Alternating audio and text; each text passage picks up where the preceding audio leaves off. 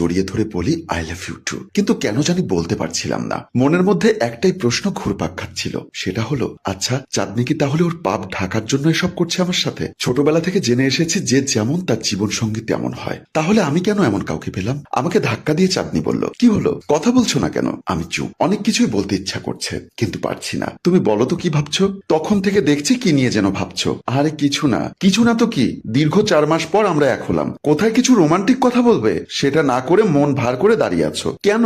বাবা মায়ের কথা মনে পড়ছে? ওইলে আমার বাবুলে, বউয়ের কথা মনে পড়ে না তাই না?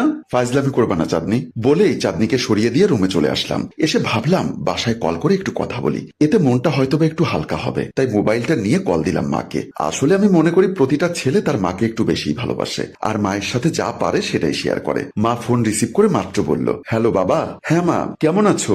এই তো বাবা, ভালো আছি। তুই ভালো আছিস তো? এই তো আছি, ভালোই আছি। বাবাকে ঠিকমতো ওষুধ দিচ্ছ তো?